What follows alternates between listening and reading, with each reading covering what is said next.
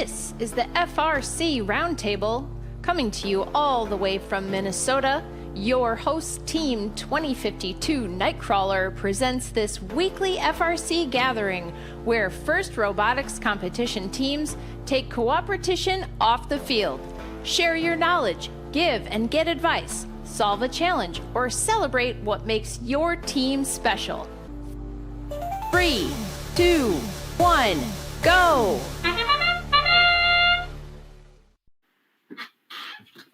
There we go. Recording has been started. Welcome everybody to the FRC Sunday Night Call. I think we might be on episode 70, if you can believe that. I'll have to confirm that when we upload the video tonight to YouTube. But anyway, tonight's call, if you're joining us to talk about battery management, battery maintenance, that topic has been canceled due to sickness. Before the recording started, we were talking about how it seems like everybody is sick right now. Half the teams, half the schools are missing students and teachers and mentors. So due to sickness, due to illness, we have scrambled to the last minute. And I have asked the strategy leaders for Team Nightcrawler 2052 if they would be willing to give a presentation tonight. And so tonight's presenters will be Max and Andrew and Mason from Nightcrawler. I'll let you guys introduce yourself, talk about what other things you do on the team, and maybe your grade as well. All right. Take it away. The floor is yours. I'm Max. I'm a sophomore. I'm a programming student and also our strategy meeting lead. Andrew, Mason. I'm Mason. Hi, I'm also a sophomore and also a programming student. I think we all are, actually, all three of us. Yeah, me and Andrew are match scouting leads. So we handle the actual scouting of the matches. Yeah, same.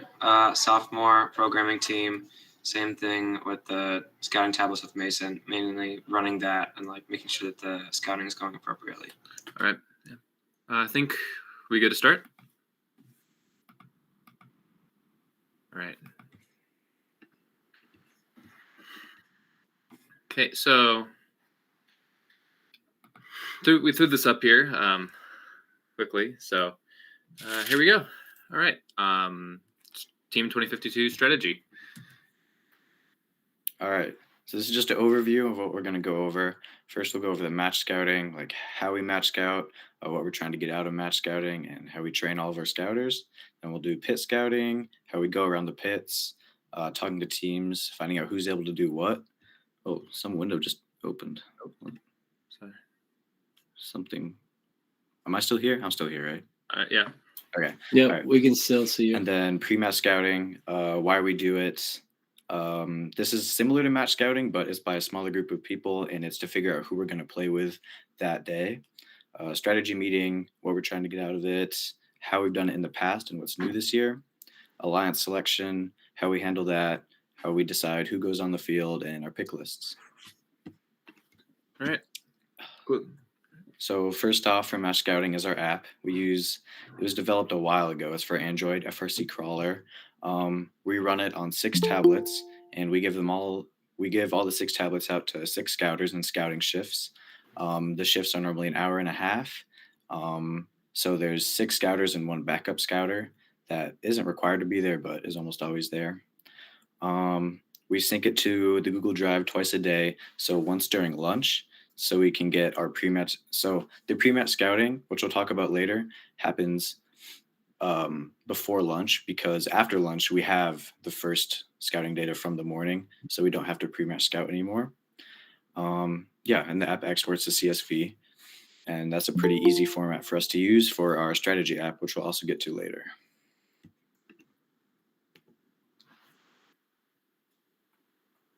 All right. So next we can just go over the match scouting stuff. So how we match scout and like what format. We saw the app earlier. So in the app, it has all of these options here, whether it, what it does in auto, whether it leaves a starting line, how much correlate intakes, and then it also has how much it scores. So then we can kind of compare those two, see, and then calculate what their accuracy was and how consistent they are with their scoring, and see which side they do, because then we can use our auto and compare it and then see which autos are compatible with us, which autos are not. Teleop is kind of the same thing. We have the amount of correlate intake and which corals they score on, see how they fit into our strategy, see what their accuracy is, see how consistently they score, that kind of thing. And especially the algae is something that we've been looking a lot into. So whether they score, how many times they score in the processor, how many times they score in the net, where they take their algae from is also very important, like L3 or L2, because then that can tell us what kind of robot it is. And then lastly, with the position, with the end game and climb, something that we also include is whether they tried to climb, because that gives us like whether they have a climbing mechanism, because then oftentimes we can go over there and like help them try to figure out what's going on. And if they can climb like in finals, that's a huge thing that we need to know about. I think that's it for this match scouting thing. Max? All right. Okay. Okay, and then this is our training for match scouting. So pretty much every student that isn't doing something like pit crew or drive team is required to scout in our scouting shifts. And so we had an extra after school meeting this year for those who will be scouting, just to go over the guidelines, show them the app, give them like guides on how to fill out the metrics properly. Match comment. We have a thing in our scouting app where you put a comment after each match that you watch, and that's really useful for us because it gives data that you can't really tell from just putting in numbers, like what they were good at specifically and stuff like that. For our week 0, Nightcrawler week 0, which we hosted, we had everybody that hadn't seen the app before, basically all new members. We showed them the actual app so that they're prepared to scout effectively at our first week 1 event. We, for the official week 0 in New Hampshire, we did some practice scouting at the after school meeting. They filled out a Google form and they got like a score back just to see if they did it correctly or not. At the meeting, we'd go over scouting shifts and make sure there's no conflicts or anything. And then there's a mock strategy meeting. Our strategy meeting we'll get to later in more detail, but we just practice it and we get a good idea for who wants to attend that. Yeah, we'll just go over a couple teams. I think me, Mason, Andrew, we scouted a couple of matches for teams at the official week 0 and just did a mock strategy meeting based off of that. Yeah. So next up is pit scouting. This is kind of how we do the pit scouting. We have a notepad/notebook. What we found is that people in the pits or other teams really like the notebook compared to a phone or a tablet or something. Makes it more engaged. They're a lot more receptive to it. We've tried both. Oftentimes, notebook always wins. So with this sheet, we used this last time. It was very nice. It provides pretty much everything that we need to know when we're talking about pit scouting, what kind of robot, like their mechanisms, if they can climb, and what kind of autos they have. It gives us a lot of information that sometimes you don't see in matches, and it's really useful for also putting into that strategy app, which we'll talk about later, so we can kind of eliminate which ones are fit for our strategy and which ones are not.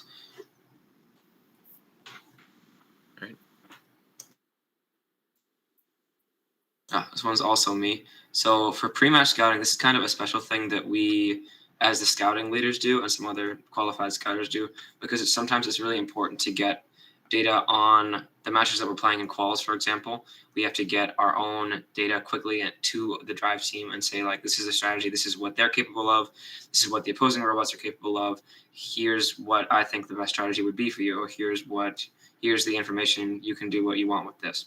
So that is done by more experienced scouters. So like the strategy leads, me and Mason, sometimes that's what we'll be doing while overseeing the other scouters, or sometimes we'll give it to other people who have been on the team who are familiar with the scouting setup. And that's what's going to let us be able to do well in quals and to practice that strategy during the matches still. And so we can still engage with the drive team. All right, cool, move on.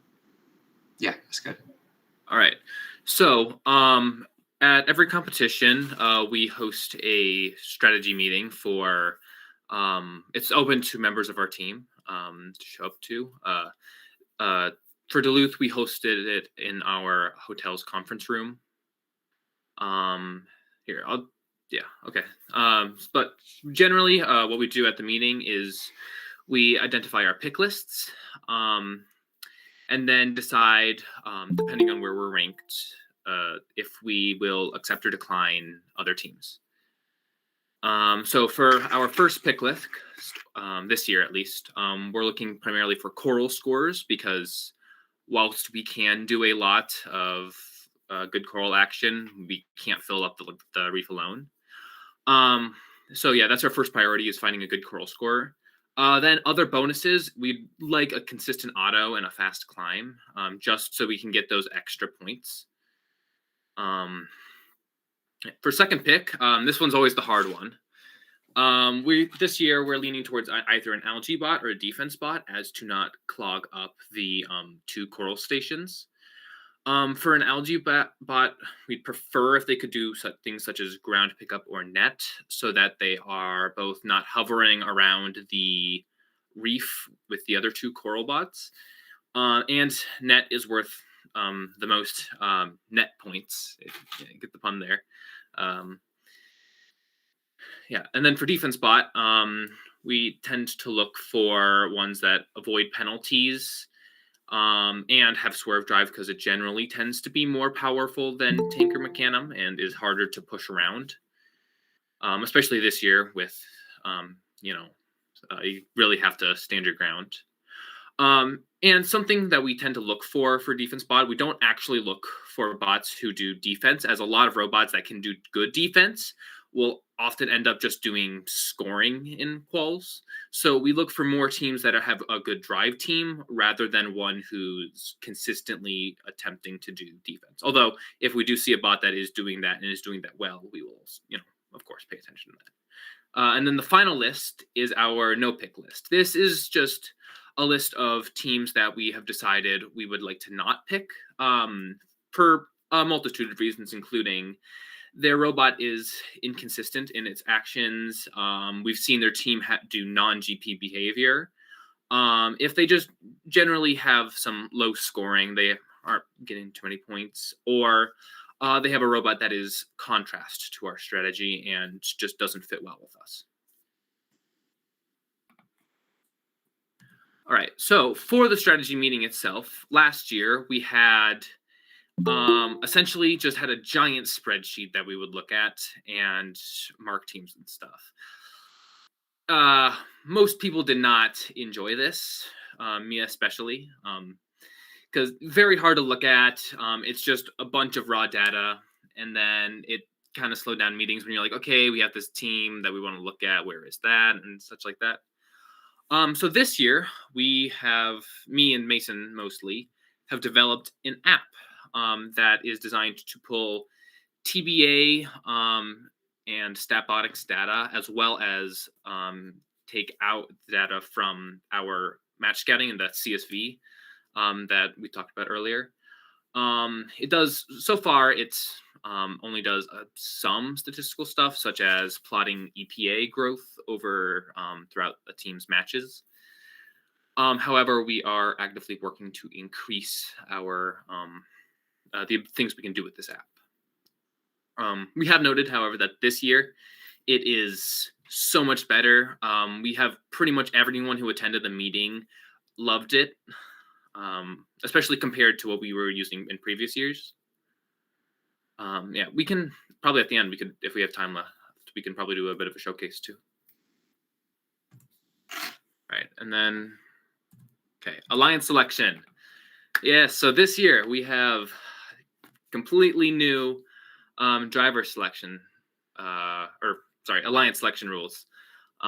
So we're just going to go over a quick overview of who we have on the field and why. So first, and most importantly, is our team captain, Nicole, who generally is there for, announcing and making sure that everything's running nice and smoothly as we are having these discussions, as well as just as a another person who can help interpolate and do strategical thinking.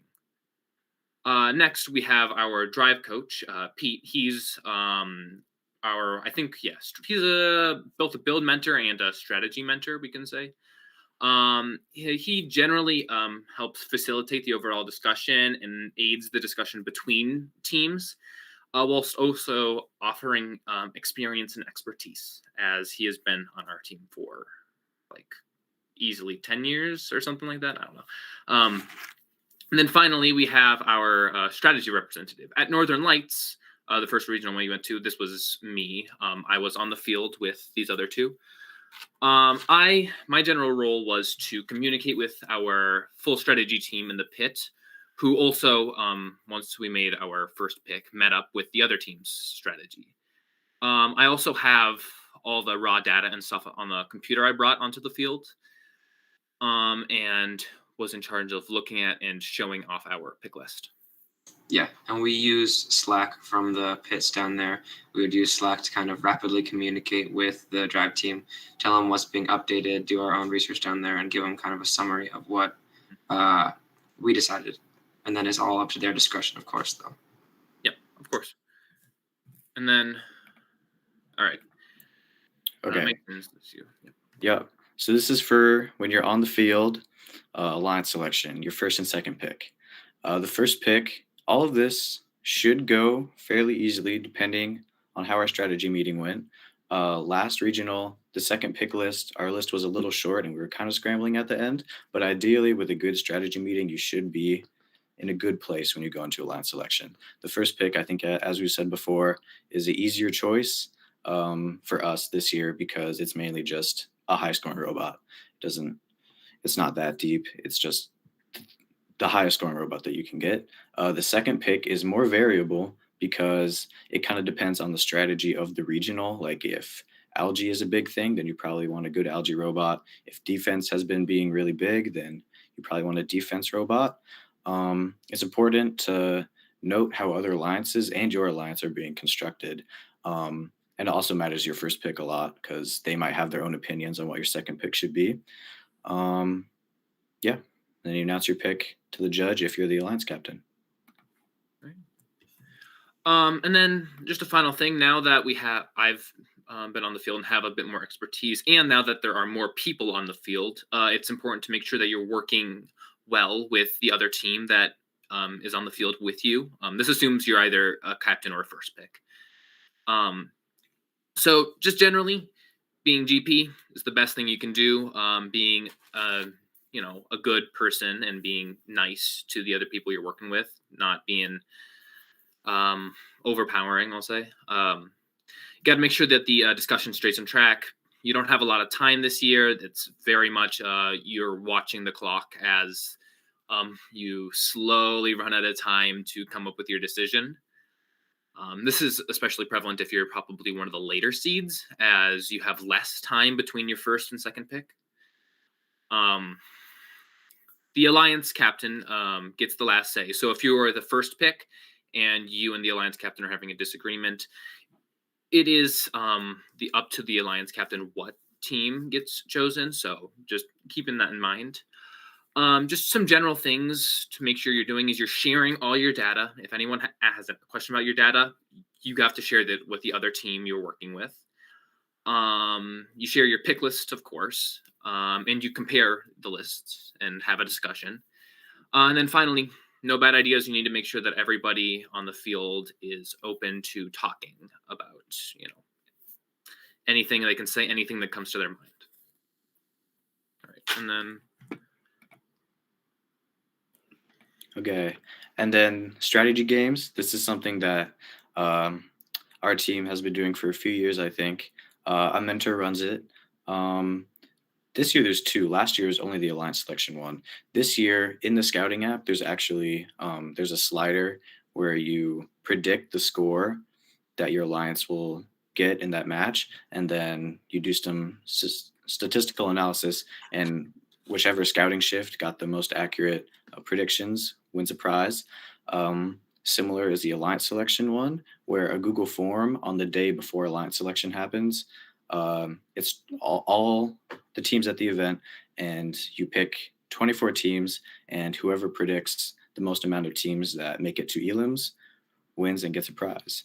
Both of these games are meant to increase strategic thinking, and especially the match score one, they're meant to so you converse with the other scouters and get more passionate about strategy. Yeah, Mason, you won the Alliance Selection one this year. I did, yeah. We did. This kind of strategic thinking is really important because our strategy meetings are open to everyone on the team. So whoever has input into our strategy meeting is going to be very useful to have. The more voices, the more ideas, the better. Yeah, and I think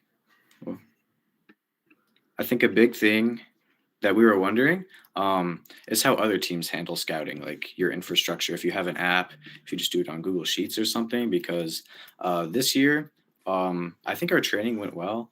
Maybe not enough people attended because we had a bit more of inconsistent and incorrect data. So we were just wondering what other teams do for scouting.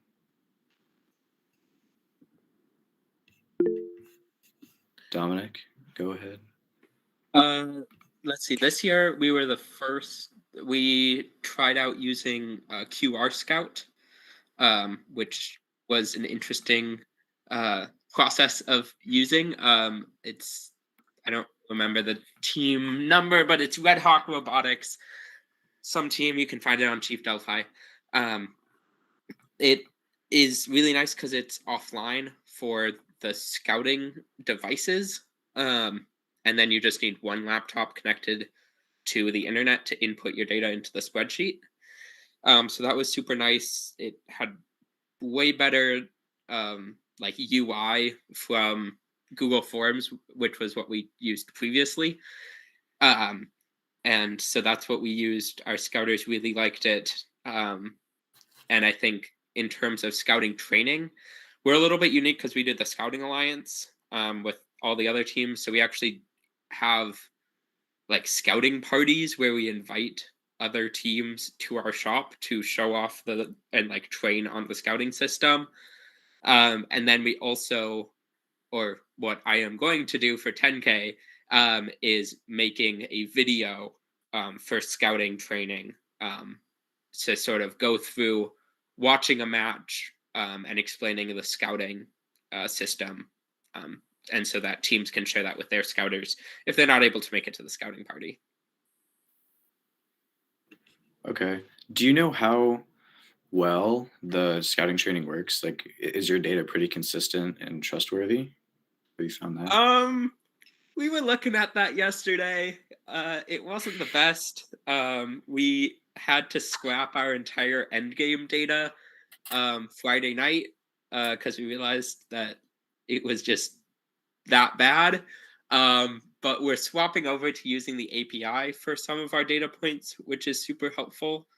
But we've found that it's relatively good. I think we always take our data with a grain of salt because we have 30 different people scouting at competitions from the different teams.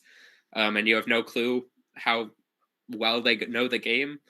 But we try and find bad data during the competition. We have a couple people who go through the data and are like, oh, that team didn't actually play that match. That must be a different team that they scouted.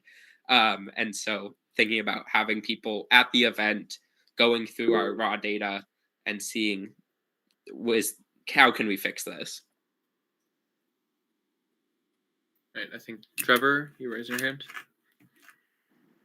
Yeah, we started using that as well this year, and it seemed like there was a lot less errors than we've had in the past. We did notice that sometimes team numbers got a little bit weird, so there'd be stats. I think there was a team 0 at one point when we were looking at our spreadsheet, which doesn't exist. But for the most part, it definitely seemed improved from what we've been using in the past few years.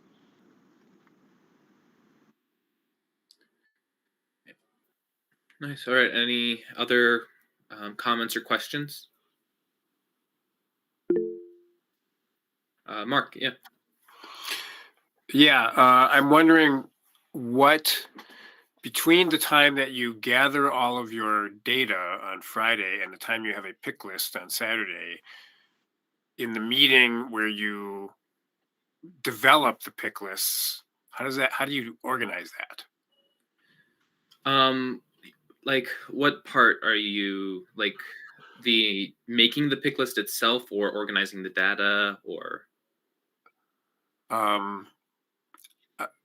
When you have your maybe all of the above, when you have your team together on Friday night and you have the raw data, and you have it organized the way that you have displayed, do you get in small groups and do people look at different aspects, or no, how we do have you, how do you work that out? well, we essentially have a meeting table. Our strategy meetings are small enough that it's that we can have one big group. I think maybe we had 10 people at Duluth. And it's very much, most people are just thinking, and then as we slowly just go through each team and decide stuff. Most of the gathering of data and putting in one place has been automated by our new app, which we can go over here after questions. But yeah, no, we go through each team. Typically, some people will have like, all right, this is who we're thinking for our first pick. And then, we'll just go through teams and make that list. So normally at this last one, we don't normally go through all the teams. I should clarify that. We don't like go through each individual team, check each one out. We usually have like a list of teams that we know that we are going to be interested in. Oh, Scott, you had a question? You can finish your thought. Go ahead, continue your thought, and then I'll ask my question. Okay, yeah. So we don't normally go through every single individual robot. We what we did last time was we knew what we were looking for, either an algae or defense robot. So we went through, and the robots that didn't really fit that, we just we marked them as like, these guys don't fit our strategy as well. And then we went from that list, and that could help us narrow it down. So it wasn't as much like evaluating each robot individually. It was more, we had a few that we were definitely interested in and that we used the data to explore further. And then we used a lot more of the data to get our second picks and like go through those. Does that answer the question? Yeah, thanks. So my question is, and it's more of a confirmation because I popped in and out of your strategy meeting a little bit, but it didn't stay too long for any period of time. But by the end of the night, Friday, you basically have your pick list, and then you spend Saturday fine tuning it. Is that right? Yep. Yeah. It's mostly just we keep an eye on the teams at the top of the list, making sure that the robot doesn't like implode. Or we keep an eye on. We had in our list of robots that we made for first pick and second pick, we had people have scouting shifts assigned to them for pre-match scouting. Same kind of our strategy leaders, same kind of experienced scouters that we had on pre-match scouting, so that we would be able to keep an eye on them, see if their performance changes in this last day or something. It is something that we need to know before selecting them. We use that a lot last event, where there's these top scores that are just so close, and the only like real way to differentiate between them is to see how they perform the next day. Mm-hmm. Scott? So I know, because I'm inside Nightcrawler and I hear the conversations that are happening.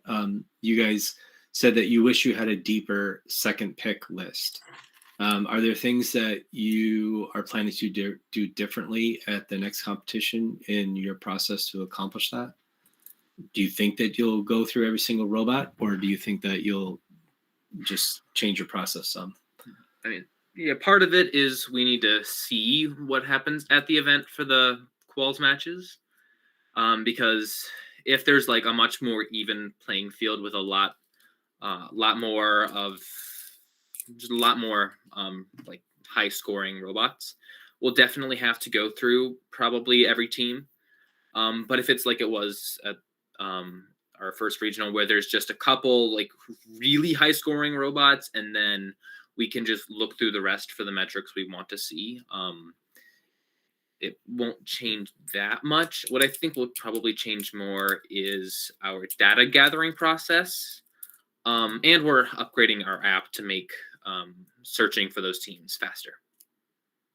Something I also don't think that we, something that we're probably going to do different for the second pick is to give the drive team how to use them, because we didn't realize how uninformed our drive team was about like our strategy that we were making with them in the pits at the time. So I think next time we should make a more detailed list of how we would use the robot specifically, because that would definitely help our performance in things like finals once we actually do get them. Oh, yes, Trevor? Do you have your drive team at your scouting meeting, or is it just scouters? It's the drive team is there as well, yes. And then AE. Hi. Yeah, I'm wondering how much from your pick list you are going out and kind of talking with those teams that are maybe in your top tier, maybe even in your second tier, ahead of time to avoid the deadly, decline of acceptance. How much are you collaborating with other teams when you anticipate you're going to be an alliance captain, or do you just, not do that? Yeah, I mean, for Northern Lights, we were first seed, so essentially we went up to Wild Stangs, who were going to be our first pick, and like, hey, if we asked you, would you say yes? They said no. They had their own ideas and wanted to start their own alliance. But yeah, I think then we talked to Huskies, who we have ended up choosing, and they said yes, we will say yes. Does that answer your question? Yeah, I wonder if you view that as a sort of essential, or you're willing to, you're willing to wing it at the time, or how much you view a value in that collaboration ahead of time, knowing. Yeah, I think really just depends where you are in the like what you seeded. If you're down like 4 or 5, it's maybe not the best decision to ask your first pick in the scenario that they say no and use that, or maybe another team chooses them and then they have all of the strategy stuff that you gave to them.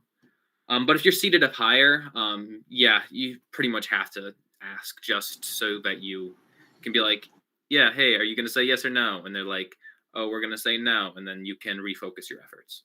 Yeah, sometimes we found that asking them was not a good way to, because that's not as GP if we went around like making it clear who our picks were. So for things like our second pick, it's more important to have a little bit of anonymity, to be like more anonymous in who you're going to be choosing, because it's not as graciously professional to like get people's hopes up or to make false promises. So we usually try to keep it very on the low down about who we're choosing. We tell all of our team members to be, if any team comes up to us asking, hey, who are you choosing, to say that's not up to me.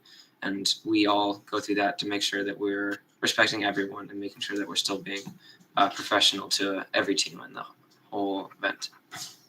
Mm-hmm. Any other questions or anything? Is anyone else raising their hand? I think I saw a couple people. I don't know if they...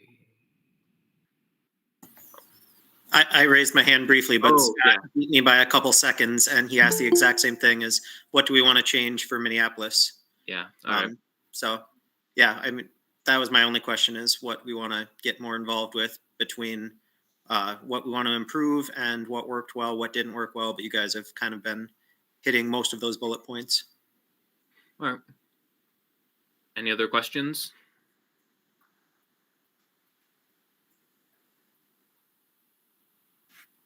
All right. Do people want to see the strategy app we've developed this year?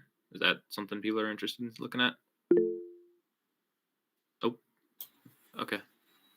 All right. I've got it booted up here. Hold on. I can.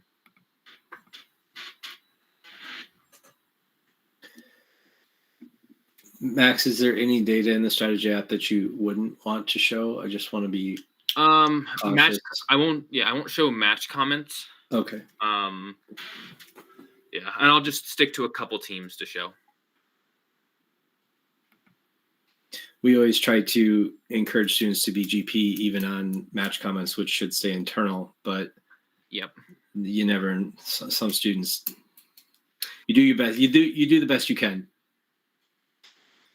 All right. Okay. Oh, give me a second.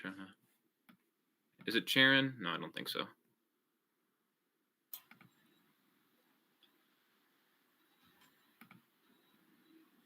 Oh. All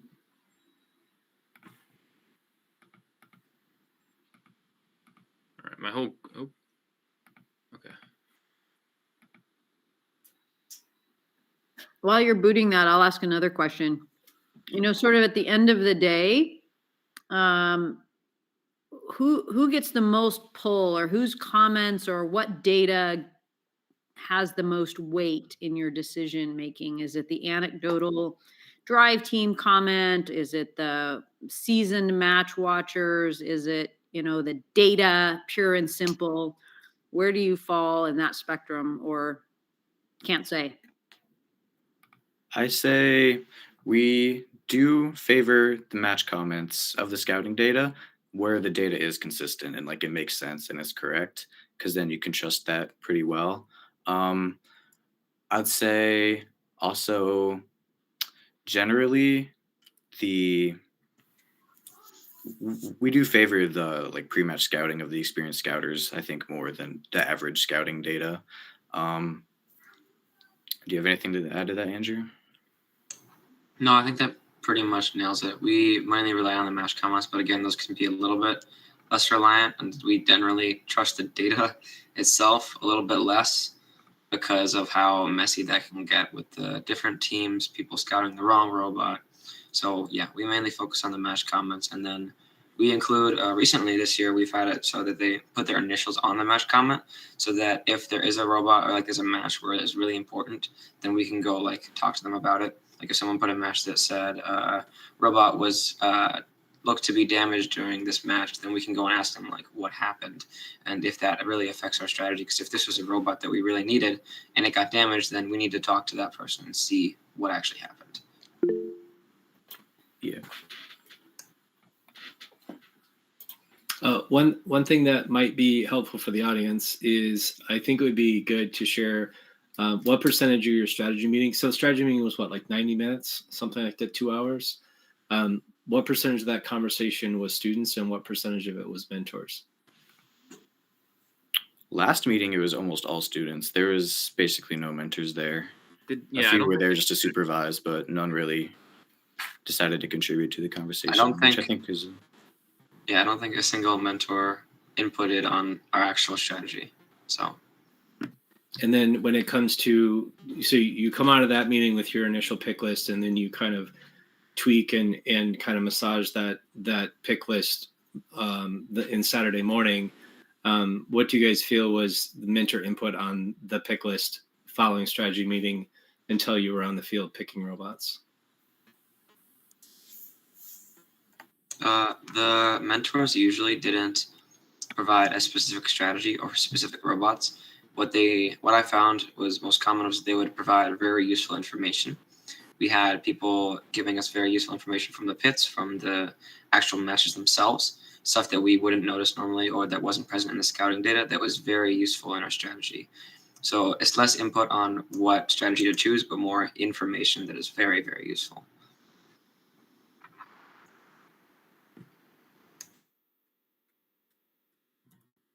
I apologize. This is taking a little longer than I had expected. Are you debugging your app, Max? Is that maybe no? The app is up and running. It's actually the share feature. It just does not want to share my screen. Huh. Have you tried sharing a window versus an entire screen, or vice versa? Yeah. Well, I tried to originally do the window, and then I tried to just do the entire screen. Weird. But the only thing that's working right now is sharing a Google Chrome tab. Weird. Which. Oh, are you on a Mac? Yeah. Yeah.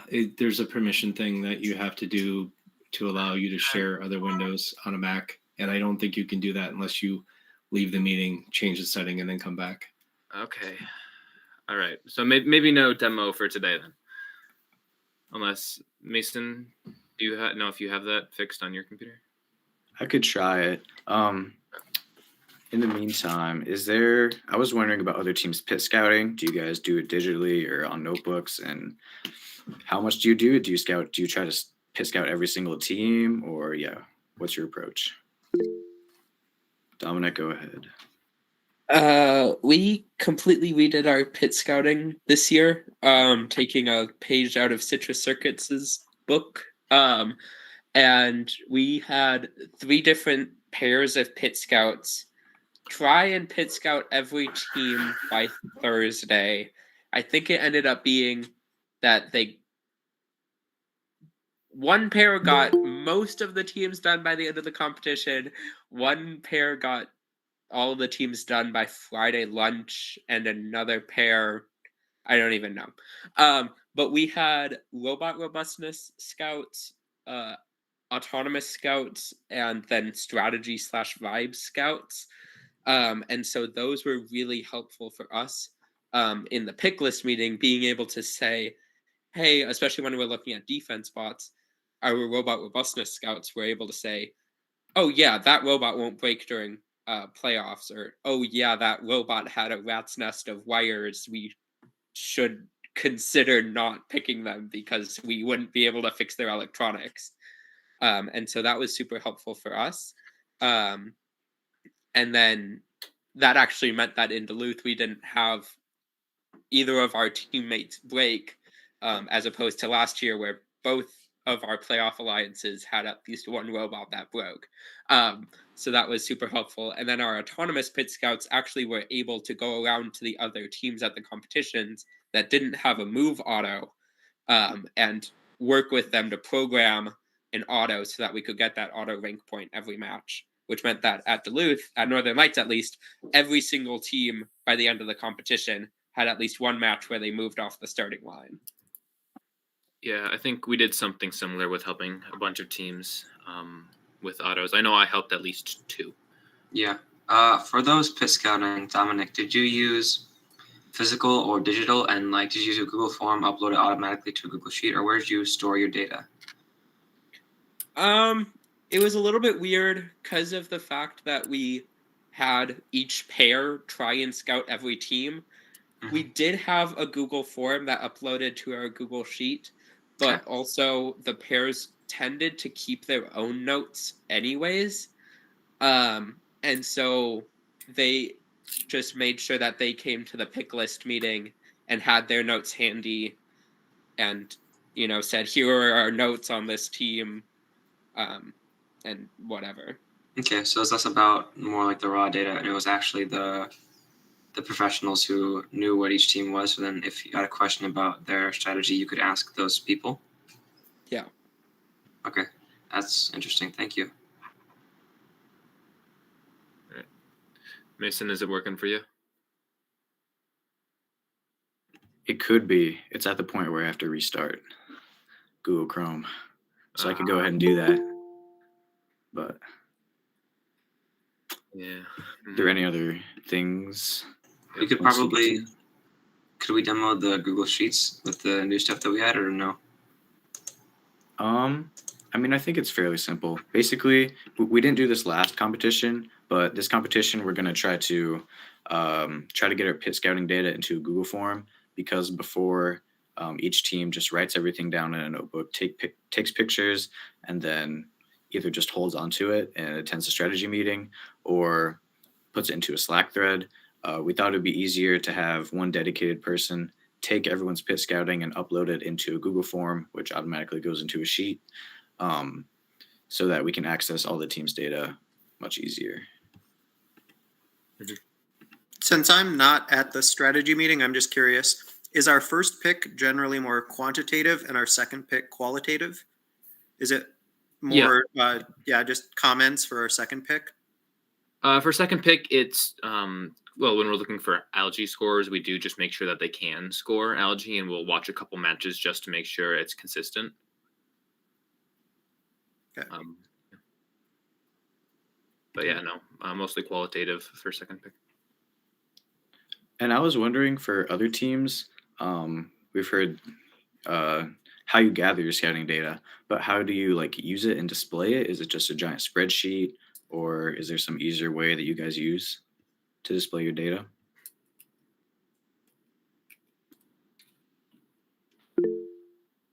Go ahead, Ben. So I'm on the same team as Trevor, DNA. We use the Red Hawk Robotics QR thing. So then one of our students just scans it into their phone into a Google Sheet. And then we have a pivot table that will average each team so that we can get each team's average. And then we just have a few more that like we can just look up specific team, their averages and all of their matches and kind of see like throughout the competition how they were doing it and when.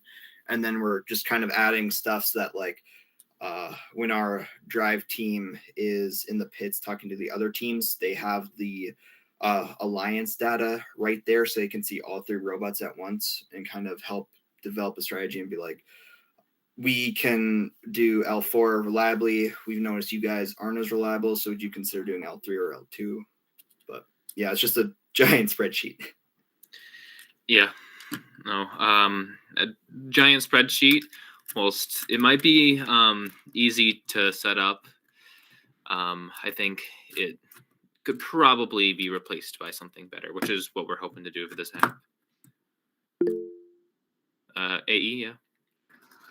Yeah, I was just going to answer the question. I'm sorry, I don't see any of our students who are on strategy from 2530 here, but I'm just going to say this is certainly an area where we're trying to improve. We have our own, one of our students wrote an app for the pit scouting and match scouting collection, Turbo Scout, that uploads through Discord. So all of our team members just go around the pits and can watch matches and upload data. And the data goes off into, as far as I'm concerned, the ether, and then comes out through another student who puts it all together. That's my understanding of all things. And I think that's the key, is that there's a synthesis of data at the end, because the data really gets overwhelming, I think. And I think that's where all of you students who are doing that job of putting all the data into meaningful kernels of information that the drive team can use and the strategist can use is so key, and where our learning curve is, honestly.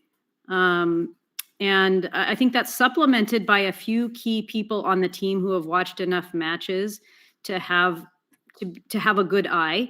And, you know, that's a few mentors. That's honestly like a team grandma, a few students who just have that eye and give us paper comments that we add to that and bring into our discussions. And it's all meaningful in the final meeting, but just thought I'd throw that out there. That's how that we're still working on this. We don't want to reinvent the wheel. We're trying to use data plus qualitatives in a meaningful fashion and get better at it. Mm-hmm. Yeah, nice. Dominic? Yeah, one thing we like to do for those comments is we actually make a Slack channel and post every single team number in that Slack channel as a separate message. And then people can put in the thread, they put a photo of the pit scouts put a photo of that robot. And then if like there's an interesting thing that they do in a certain match, like people can put a comment in there beyond the comments that they put in the scouting system. Or then non-scouts who are watching matches can put comments in there. And so that's helpful when we're searching for a team for pick list. We can look at that team in the Slack channel, and everyone has access to that Slack channel to add those comments. Oh, that's actually interesting. I might have to take a look at seeing how hard that would be to implement. Scott? I have a question for the other teams on here. For Nightcrawler, if you don't already have a job at an event, so pit crew, drive team, taking photos for the media group, you're scouting, and every student has a job, and that job is going to be scouting if it's not something more explicit or more demanding or more important, or however you want to classify it. I'm curious if other teams are doing the same thing where they're involving every single student, or if they have scouts that are better trained, more reliable. I'm not sure the right way to describe it, but I'm curious to know if scouting is sort of an elite function of your team, or if it's something that everyone does. I think Trevor raised his hand. Yeah, we pretty much do the same thing. If you're not like on drive team or in the pit and you're just in the stands, you just are a scouter or you're the scouting lead that's controlling all the scouters, pretty much. Yeah. How do people like feel about how many people they're getting scouting? Is everyone easily being able to fill up a good 6-person scouting team? So every robot has one, or are people more struggling to make sure that every robot is being scouted for every match? That'll definitely come down to how big your team is. Yeah. For us, we never have trouble with 6 people, and we debate doing 12 sometimes. Oh, wow. Scott, to your initial point, we do have it as a function that everyone's involved with. If you're at an event and you're not, a part of any other team, you're scouting. I'm starting to second guess that though, only because when you get people who are scouting who don't want to be scouting, you get bad data. If people don't want to be there, they're going to do a worse job, right? And one thing we've ran into the last few years is having to redo a whole bunch of data from people who clearly didn't want to be scouting to begin with. So I'm starting to get into a mindset that maybe we're better off putting the people there who want to be there and then finding other things for other people to do that are productive and valuable and engaging for them. Yeah, I think we might have had a similar issue at our first regional. Yeah, that's something that we should take into account, I think, as strategy leads. 2530 totally agrees. I like the quality of data you get is really dependent on the people you have putting it in, right? And sometimes that's some of our least busy people, least critical people at regionals and least trained people. And so that can be problematic. As far as how we deal with it, we have rotations for pit and scouting so that everybody gets exposed to everything. And that has its pluses and minuses. That's currently how we do it. Right. Trevor? Want to go in? Yeah, that was definitely something I realized just from personal experience. My freshman year scouting is we had like not that many rotations. We pretty much had 3 matches of break in between, and we kind of reworked that last year. I think this year how we're doing it is we have like hour block shifts, so you get a lot more time to like, relax and just watch matches, and then you get back to scouting for a bit. But from what I've seen, it's made scouters a lot less burnt out and more engaged with their scouting. And then, yeah, I agree. And then Mark? Yeah, it's been nice for us to be in the Scouting Alliance with No Mythic, and I'm on a 3926 Emperors, and that means that we don't have as many people at a time scouting, and with the rotation and the pit rotation and things, it's nice people don't get as burnt out as they used to. One thing I was going to piggyback on what Ryan said, if we were to reduce the number of scouters to try to get better data and find other things for those other people to do, we'd want to make sure that those other things are not a lot more appealing than the scouting, because then nobody would want to scout. And we always struggle, as you are, many of you are alluding to, we struggle with a lot of people that don't necessarily want to do it. Yeah, I guess making the scouting more appealing would be a big part of this with the breaks. I think that's a good idea. Oh, Dominic? Mark, can you nudge Samaya to respond to my email? Yep, I will do it. Thank you.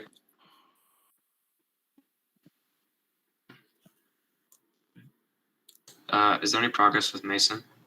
Yeah, Mason, how's it going? I think I could present it. Yeah. Give it a try.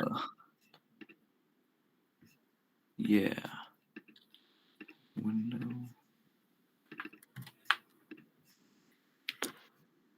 Oh, don't do that. Oh.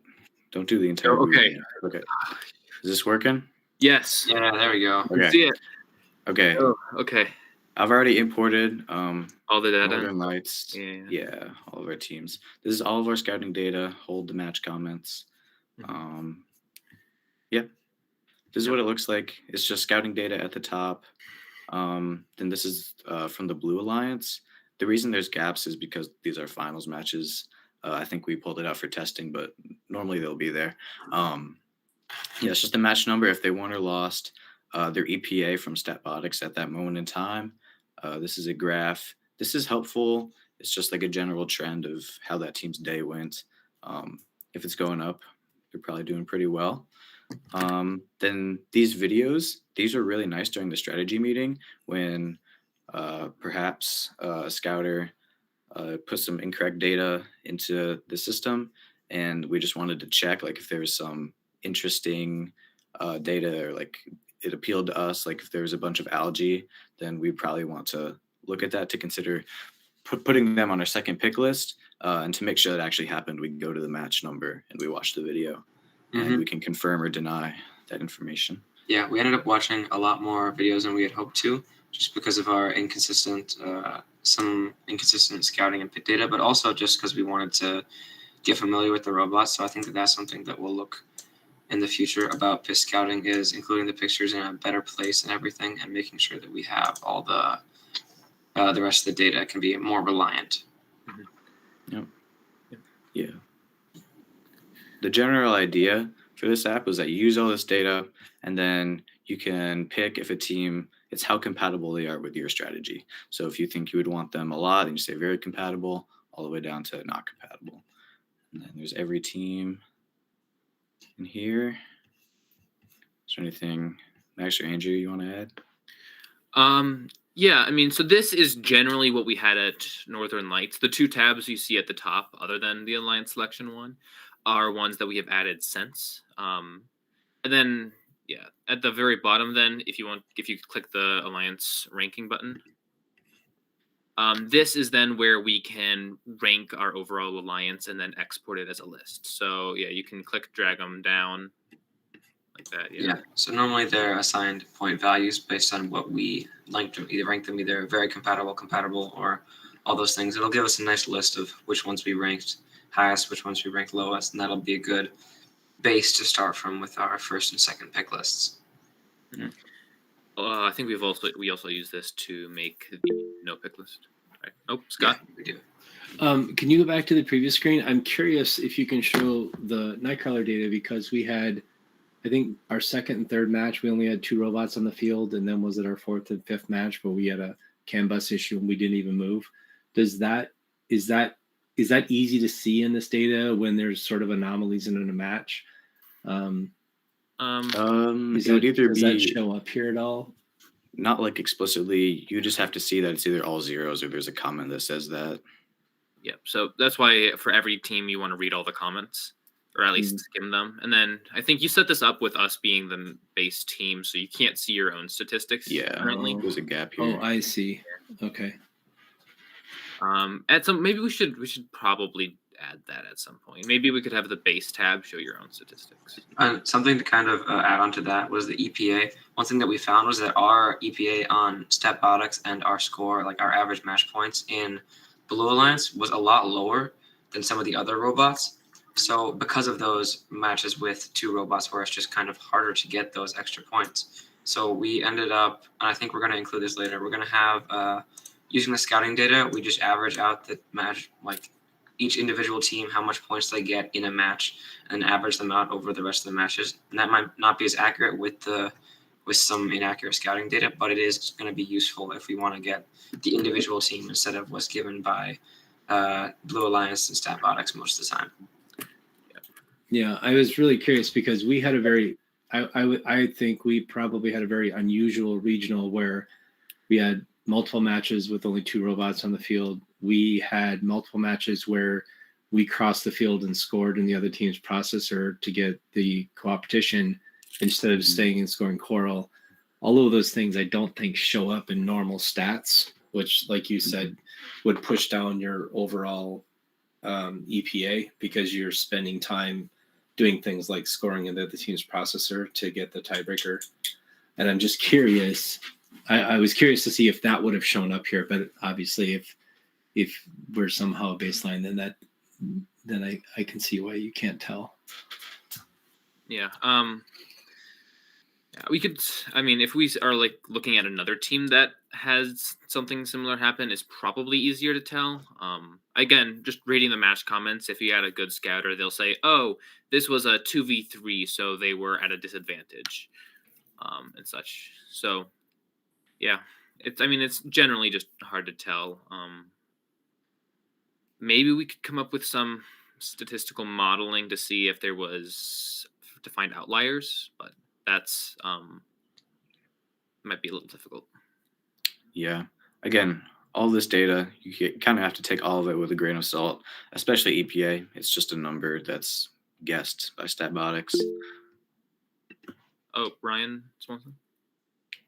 Yeah, I'm jumping in late. I joined the meeting like 15 minutes ago, but just some overall thoughts, maybe a positive question for the group. So this game is a game where your performance is generally pretty well tracked by EPA. Obviously, there are things Scott mentioned that, if you're playing a 2v3 or if you're doing weird things like scoring in the opponent processor is going to deviate. But in general, EPA is a pretty good metric this year. And almost to the discussion about, trying to minimize the number of scouters we have during an event. We're talking about actually just using Statbotics heavily to, pick the top 15 teams. And then after the event, on Friday night, we'll just review footage on all of those teams and, spot check it with our top scouters, top strategy people.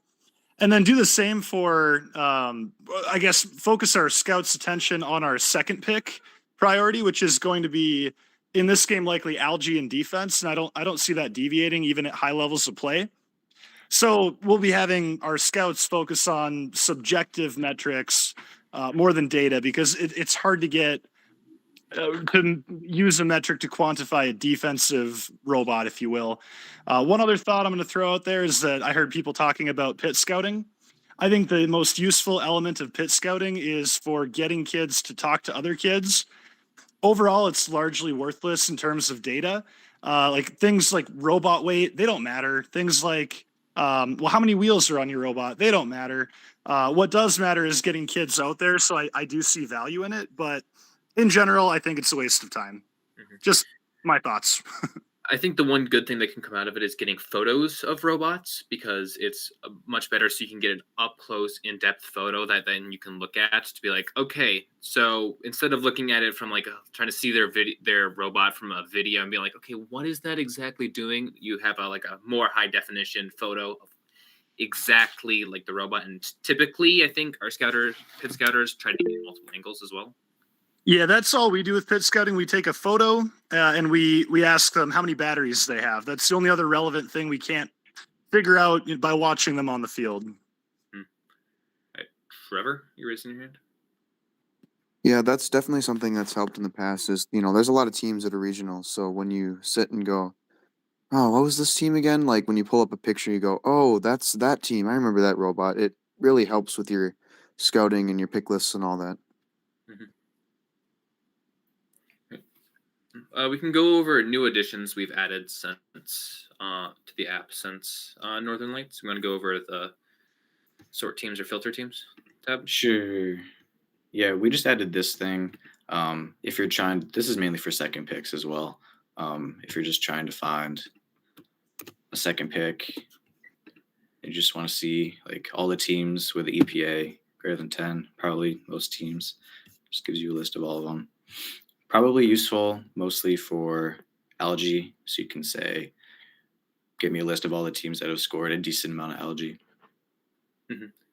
Yeah, and I think there's a way you can search strings as well to see like, oh, what all teams managed to deep climb and stuff like that as well. Yep.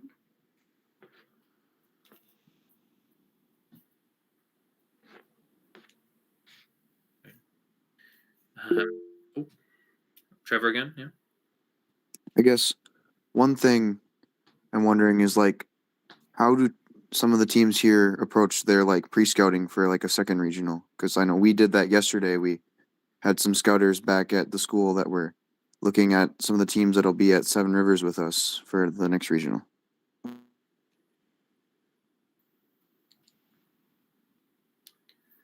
Andrew, I think you have been working on that a bit. Do you want to talk about how we've been preparing for our next regional? Yeah, so we have been looking at the list provided, who we know is going to be at the next regional, and then we're planning on putting together like a a meeting, like a scouting Saturday or something, where we can have the scouters practice, or the people on the team that would be scouting practice on these robots, because then that one gets us data and two trains them. So we've just been going over, they're scouting the robots in their past regionals and maybe their week zeros. So just looking back at their matches. Yeah, that's pretty much what we did. Is we had like our drive team, some of our drive team, not all of our drive team, and like our programmers at practice field yesterday. And then while they were there, we had like our scouters come to the school for a few hours and do all that.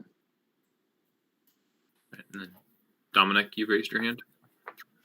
How effective do you find that pre-scouting data to be?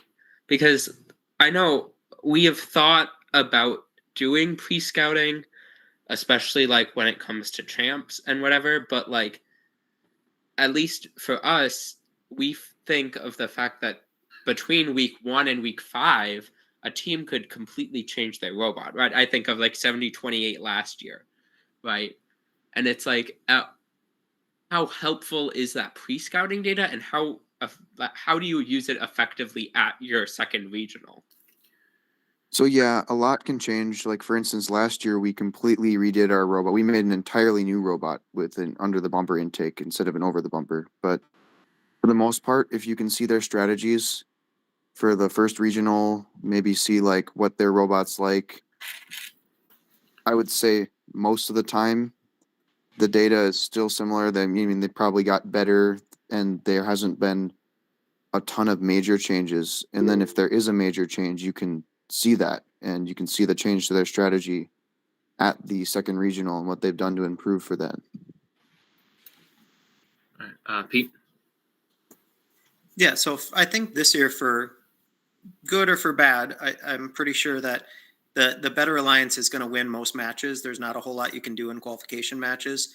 It's unlikely that you're going to be able to pre-scout an alliance and say this robot's going to do great, so we're going to send a defensive robot at you.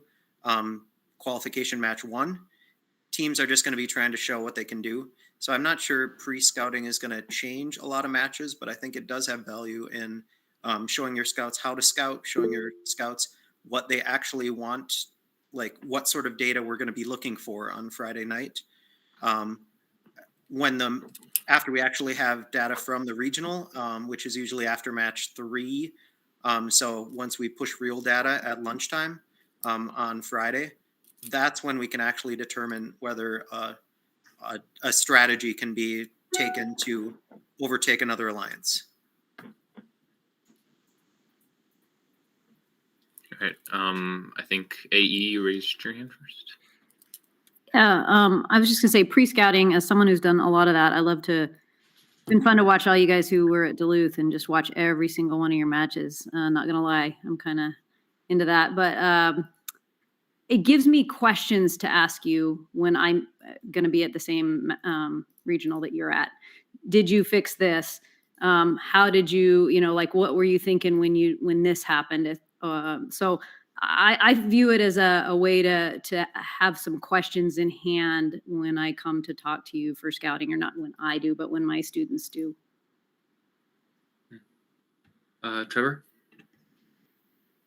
Yeah, I agree with the whole like asking questions thing. And like Peter was saying, I think the main benefit of it is that when you do the pre-scouting, all your scouters, they're scouting, they're practicing, they're really getting like the reps in. And it really helps them, especially like with us using a new system this year, it really helps them get even better at doing their scouting. And, we've made some changes, so it helps with the changes that we've made to our scouting, even since our first regional, to really get them in practice and, better qualitative data for our next regional. Right, yeah.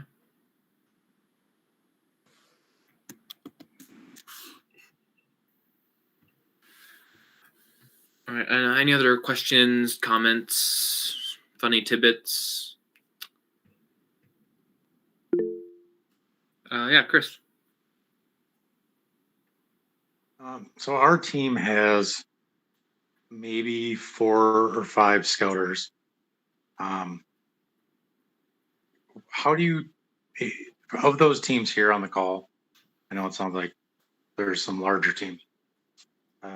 Any teams here that have less than 6 scouters, how do you handle trying to dissect that data when it's not complete? Dominic?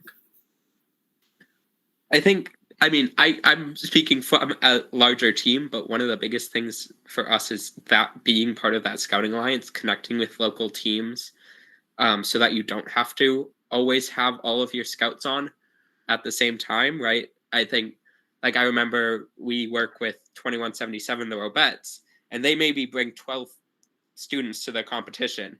And so they contribute maybe only 1 or 2 scouts at a time to our scouting rotation, which is super helpful for them so that they, have enough students in their PID and for drive team and whatever. And so connecting with other local teams to do a scouting alliance is super helpful. But I think also thinking about, do you need to scout every team at the event, every match? I think there are I've heard of some teams that have limited scouters, and they, rather than scouting robots, they scout alliances in qualification matches, and then you're able to sort of see how alliances play together. And so then you, in theory, only need 2 scouts. You need a scout for the red alliance and a scout for the blue alliance. But that's less quantitative data, and that's more qualitative data. Right. Trevor? Yeah, I mean, we have a fairly decent sized team, but last year we had a scouting alliance with 5690 because they were at both of our regionals, and it definitely helps, especially like just taking the load off the scouter's hands if you have another team helping you with your scouting, because you can just, you can share your data across, you can have more rotations, and it's just fun to just be with other teams, just kind of cooperate with each other. When you guys do these alliances, do you create those weeks in advance, or does it sometimes happen when you're up there? Ben? Yeah, so for us, like last year was kind of the first year since I've been on the team where we worked with other teams, 5690, like Trevor said, and then also Hermantown when we went down to Colorado with both of them. And that one we kind of had talked about it, but we didn't really have a plan until we got to competition.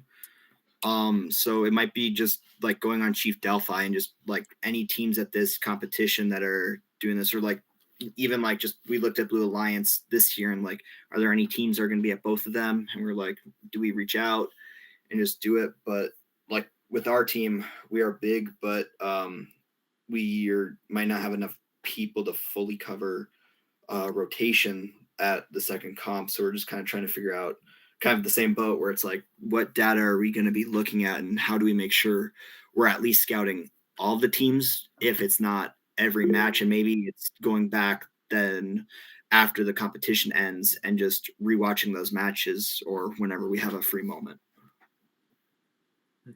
Trevor? Yeah, kind of building off of what Ben said, it's also perfectly fine to ask other teams if you can use their scouting data. They might not say yes, but there's probably at least one team that is willing to. I know we had a team reach out this year and they asked if someone could give them some scouting data, and we were like, yeah, we can do that. And it just really helps everyone out, if you don't have enough scouters.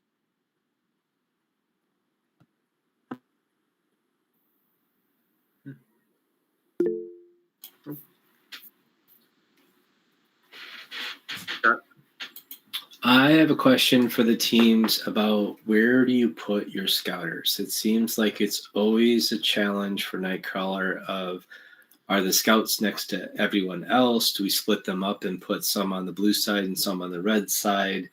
Do the scouts scout up high? Do they scout from down low, closer to the field? I'm curious to know if this is a thing that gets discussed in other teams, or if this is somehow something that Nightcrawler tends to talk about all of the time.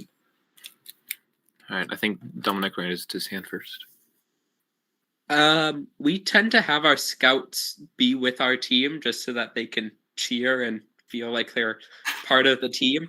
But something this year that we realized was some of our scouts need to update their glasses prescription. And so we actually were sort of forced to be closer to the field so that they could see the scoreboard. So I think that was something important for our team to be able to be close down near the field, so that people could read the numbers on the bumpers and read the scoreboard. And also the top of the stands in Duluth gets so hot, we didn't want our scouts up there. All right, and then Ryan. Yeah, typically we would I'd like to keep all my scouts together. We try to find a central location. We have them get there early to the event and everything.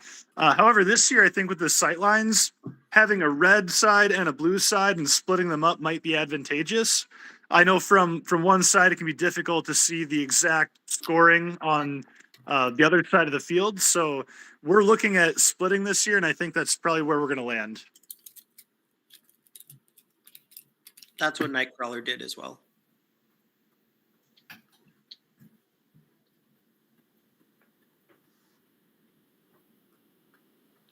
One thing that we did, just because some of our students were in the similar position, not being able to see everything, like one or two of our students actually brought binoculars, and we realized that they were really good because it's like at NLR, we kind of sat middle, like we were probably like as middle as you can be, and then we were right around the entrance, like a few rows up of that. So seeing like the starting positions, it was kind of hard just with the barge and everything. But using the binoculars, we were able to kind of see where those were, and then some students were able to see the actual screen better just using them. So if any teams have access to binoculars, I would suggest just bringing one or two pairs. Yeah, we might want to investigate that. How do people feel about like getting into like the venue to get these seats? Because it's always a big rush, or at least it was for Northern Lights. It was a big rush in. Everyone was lining up at the doors to try and get in as soon as the arena opened. Were people able to get the seats that they needed for scouting, or was it very much you have to compromise and find less promising seats?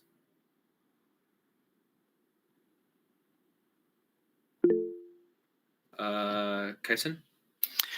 I know for us, at least in previous years, we were like one of the last teams there. We just kind of had to take one of the back seats in the arena because we didn't have much choice, and we just worked with it. But it's kind of just a game of chance, if anything. Yeah, probably depends on the venue as well.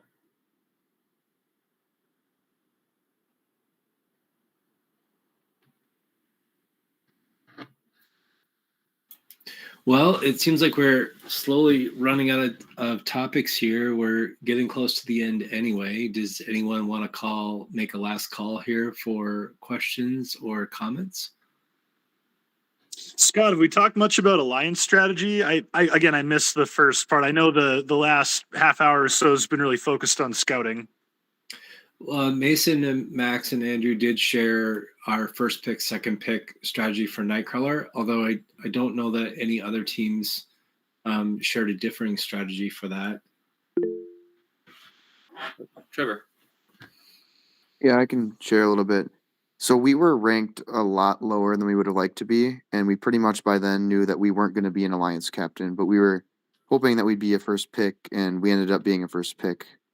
So we were kind of scouting, like, if we get picked by an alliance captain, what teams would we want to have as a second bot? So we pretty much looked at every single LG score in the competition because there wasn't a ton. And we kind of narrow down some of those ones we'd like, maybe some other ones that can play some defense, and what would look good in a second pick. So that when we came around, when we got selected, we had kind of an idea of what we wanted to have. And, we talked it with Rapid Acceleration about that too. And we ended up coming up with a second pick that we, I guess, looked at. Yeah. By the time it had wrapped around back to first seed for Northern Lights, all the LG bots were gone and had been picked. So it was very much like, all right, we got to get a good defense bot then. So I think if you have a good algae bot, I think it's pretty much going to be guaranteed you're going to be either a first or second pick at whatever regional you go to. Yeah, that kind of similar strategy like you guys were talking about that you wanted for yours is kind of what worked for us. Is we had 2 that cycled just a ton of coral and 1 that cycled the barge shots with the LG. And that seemed to, get a lot of points. And if there was one robot playing defense, typically it couldn't stop both of the robots from scoring. So you would always be able to kind of get around it unless it played like really, really good defense, which, can happen.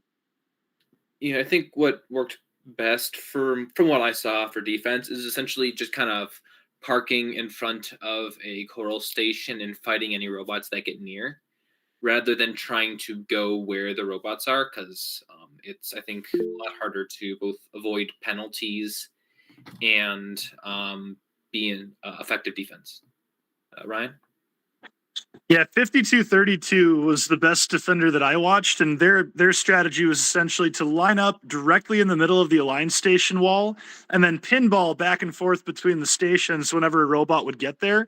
The reason it was effective is they had momentum at the time they got there. The robots that tended to camp out at one coral station, sure, they'd take away 30 coral, they'd take away half the field, but most alliances were pretty effective at sharing the coral station, in the playoffs in higher levels of play. Whereas 52-32, they were doing some real damage and taking away a lot of points from the other alliance. So I thought that was really fun to watch. Yeah, I think I saw a couple of those matches. I think they had a real fun time messing with the other teams there. 52-32 is a monster. They were really hard at defense. Trevor? Yeah, I was actually talking with their drive coach because they were at first intending to score, like on the coral and the reef and stuff, but stuff wasn't working out too well. So they really adapted really well to having a defense strategy, and that worked extremely well for them in the playoffs, which is always a really cool thing to see when you can adapt like that at comp.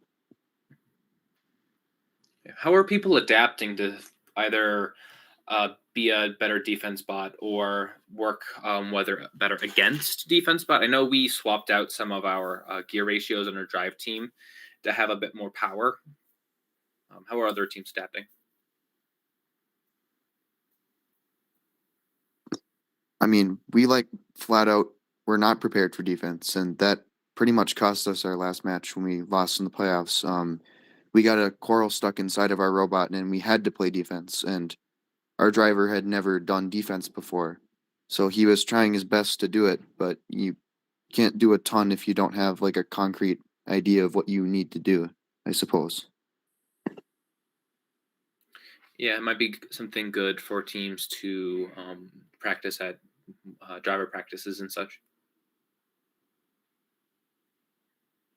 I mean, even what we could do at the practice field this weekend, we could get our last year robot or something, bring it out and just try to stop that robot from getting close or something. I suppose you could don't have to actually try to score or anything, but just kind of simulate what that driving would be like and then play defense against it. Yeah. Or have them play defense against you and to see if you can get around it easy. Yeah, that's a good point too, because if you're playing defense, you just mostly need a drivetrain. You could always use the other robot and try to score with that robot playing defense. I think there's a lot to be learned too from just watching what good defenses have done. I mean, last year we saw strategies evolve over the year with passing notes from one side of the field to the next. I think this pinballing back and forth that Ryan mentioned is one of those sort of evolutions of defense that people are going to that worked. We're going to start doing that. I think there's a lot to be learned from just looking at the regionals that have already been played. Okay, I'm going to make it final call. Any last comments or questions here before we wrap it up for the night? All right. Big round of applause for Max and Mason and Andrew. Thank you so much. You guys stepped in literally last minute. I'm very impressed with what you guys have pulled together with 3 to 5 hours notice or whatever, how much time you worked on that today. So thank you for stepping up. It's always nice when my scramble becomes a really short scramble and turns into someone else's scramble. I've had to do it a few times. I really appreciate you guys taking the load off of me this week to come up with a new topic last minute. Having said that, I'd love, please, for those on the call, consider hosting a conversation. It does not have to be a presentation. You do not need to be the expert on the topic that you want to lead a discussion about. You really just, all it takes is to come with a list of questions and say, here's what we do. Is anyone doing something better? No matter what that might be, any robot topic is available. I think at the moment, we do not have anything scheduled for the rest of the year. I suspect our battery talk that was supposed to happen tonight will get rescheduled. But at the moment, I don't believe there's any topics that are scheduled for the rest of the year. So I'd really appreciate it if anyone here has had even an idea of, you know what we should talk about? Let's talk about this. Please consider signing up and hosting a conversation. We don't expect perfection. Just collaboration is really all it takes to have a great conversation. All right, with that, once again, thank you to the strategy team from Nightcrawler, and I look forward to seeing everyone next week. Right. Have a good night. All right, thanks. Good night.